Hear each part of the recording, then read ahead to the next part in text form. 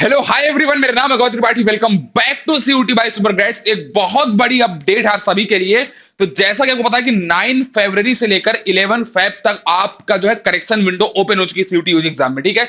तो जैसे आपको पता है डेट एक्सटेंड हुई है। पहले डेट 2 फरवरी के आसपास थी, लेकिन अब ये डेट एक्सटेंड होकर 9 फरवरी से हो चुकी है, ठीक है। तो 9 फरवरी से लेकर आप 11 फरवरी तक चेंज कर सकते हैं करेक्शन विंडो। इसके ऊपर हमने ऑलरेडी वीडियो बनाया हुआ है कि क्या क्या करेक्शन विंडो में अपडेट कर सकते हैं। लेकिन इस बार जो नोटिस जारी किया है एनटीए ने, उसमें एनटी ने खेल कर दिया है आप लोग के साथ।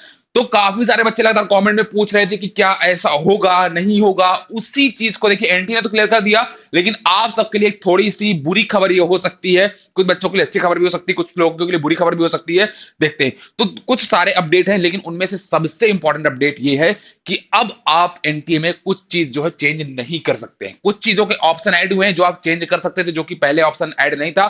बट कुछ चीज ऐसे जिनका अब आप करेक्शन जो है नहीं कर सकते हैं। चलिए इस वीडियो को स्टार्ट करते हैं फटाफट से। तो सबसे पहले आपको बता दूं कि ये देखिए 2025 का ये नोटिस था, ठीक है। तो ये सीयूटी 2025 में एनटीए ने करेक्शन विंडो के टाइम पे जो है अपना नोटिस निकाला था, तब का मैं लेके आया हूं कि तब आपको यहां पर क्या क्या आप करेक्ट नहीं कर सकते थे। तो देखिए, candidates will not be allowed to changes, मतलब इसमें पर्टिकुलरली आप जो है चेंज नहीं कर सकते थे। क्या क्या था? मोबाइल नंबर, क्योंकि इससे आप रजिस्ट्रेशन वगैरह करते थे, तो मोबाइल नंबर, ईमेल आईडी, ठीक है। इसके अलावा आप address, permanent address and present address जो है आप बिल्कुल भी चेंज नहीं कर सकते। आपने यानी जो परमानेंट एड्रेस और जो प्रेजेंट एड्रेस आपने भर दिया है वही आपका माना जाएगा, वो चेंज नहीं हो सकता। ये तो अच्छा था ही था। और साथ में आप इमरजेंसी कॉन्टैक्ट नंबर, हालांकि इमरजेंसी कॉन्टैक्ट नंबर मेरे हिसाब से उनको चेंज करने की परमिशन नहीं चाहिए थी, बट चलिए नहीं दिया तो वी डोंट नो कि उन्होंने ऐसा क्यों किया है। बट यहां पर ये ऐसी 4 फील्ड्स थी जो उनमें आप चेंजेस नहीं कर सकते थे। ये 2025 की बात कर रहा हूं, लेकिन 2026 में एनटी ने जो गेम खेला है उसको जरा ध्यान से समझिएगा। कि देखिए यहां पर ये 9 फरवरी को जो है नोटिस यहां पर रिलीज हुआ 2026 में करेक्शन विंडो के लिए, जिसमें एनटी ने साफ साफ ये बोल दिया है साहब कि आप मोबाइल नंबर तो बिल्कुल चेंज नहीं कर सकते, ईमेल एड्रेस चेंज नहीं कर सकते, एड्रेस चेंज नहीं कर सकते, इमरजेंसी कॉन्टैक्ट नंबर चेंज नहीं कर सकते। इसके अलावा फोटोग्राफ ऑफ कैंडिडेट, मतलब अब आपने अपनी जो फोटोग्राफ यहां पे अपलोड की थी उसमें भी आप करेक्शन नहीं कर सकते थे। मैं बहुत पहले से, हमने कई सारे वीडियो में भी बोला था कि भाई फोटोग्राफ का थोड़ा ज्यादा ध्यान रखिएगा, क्योंकि एनटीए काफी टाइम से बोल रहा है कि लाइव फोटोग्राफ कैप्चर होगा। इसके अलावा आपकी जो फोटोग्राफ आपने डाली हुई है, जो आप एक स्कैन डॉक्यूमेंट डालेंगे, उस पे आपका व्हाइट बैकग्राउंड में फोटो होनी चाहिए, एकदम क्लियर फोटो होनी चाहिए। तो यहाँ पे उसको एंटीने रखा है कि अब आप जो है अपनी फोटोग्राफ यहाँ पे चेंज नहीं कर सकते हैं। तो ये सिंपल सी बात है कि आपने जो फोटोग्राफ यहाँ पे डाल दी है, जो आप स्कैन डॉक्यूमेंट, जो आपकी स्कैन फोटोग्राफ थी और जो लाइव फोटोग्राफ कैप्चर हुआ था, इस बार दोनों सिस्टम था। आपकी लाइव फोटोग्राफी कैप्चर हो रही थी और आपको एक स्कैन फोटो डालनी थी। दोनों फोटोग्राफ में से आप कोई भी फोटोग्राफ यहाँ पे आप चेंज नहीं कर सकते हैं। ये एनटीए ने साफ साफ बोल दिया है। तो जिन बच्चे को लग रहा था कि भाई हमने कोई फोटो अपनी पुरानी अपलोड कर दी है, बचपन उपचपन वाली, हम वापस करेक्शन विंडो ओपन होगी तो वी विल चेंज, लेकिन अब ऐसा नहीं है। अब आप यहां पे चेंज नहीं कर सकते हैं। अब आपने जो फोटो यहां पे अपलोड करी वही वैलिड होगी, ठीक है। अच्छा, ये तो एक बात हो गई। ये तो पहला पॉइंट था कि आप फोटोग्राफ जो है चेंज नहीं कर सकते, नॉट चेंज का ऑप्शन है। अब आप इसको जो है यहाँ पे चेंज नहीं कर सकते। लेकिन इसके अलावा आपने बोला कि कुछ, तो ये बुरी खबर हुई। पर अच्छी खबर क्या है उसके बारे में बताता हूं।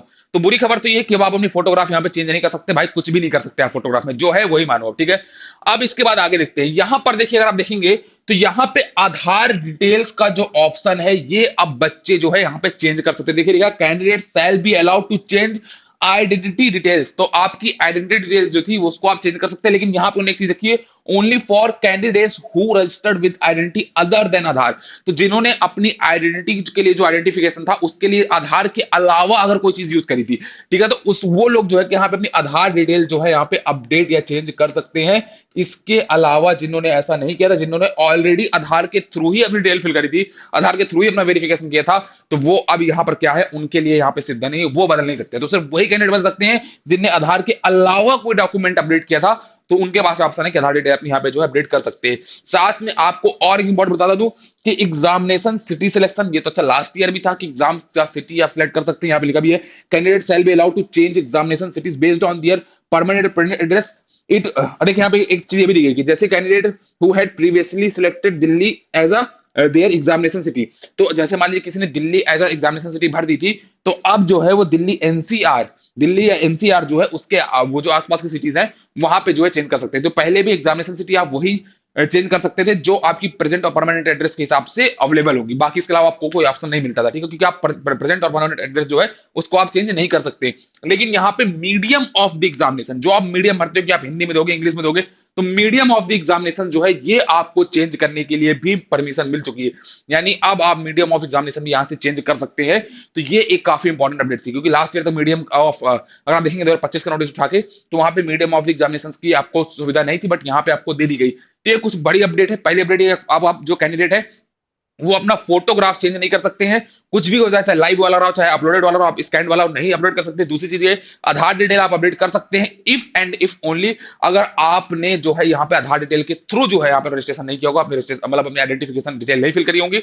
एग्जामिनेशन सिटी आप सिलेक्शन कर सकते हैं, जो कि पहले भी था। और यहाँ पे आप मीडियम ऑफ द एग्जामिनेशन भी जो है यहाँ पर अपना बदल सकते हैं, चेंज कर सकते हैं, अपडेट कर सकते हैं। तो ये काफी बड़ी अपडेट थी करेक्शन विंडो से लेकर 11 तारीख तक का टाइम है। हालांकि काफी सारे कयास लगाए जा रहे हैं कि जो है बढ़ के 13 फरवरी तक के आसपास होगी, बट मेरा मानना ये है कि आप 11 फरवरी तक ही अपना जो है काम खत्म कर ले। जितने अपडेट करने हैं आपको, करेक्शन वगैरह करने हैं कर सकते हैं।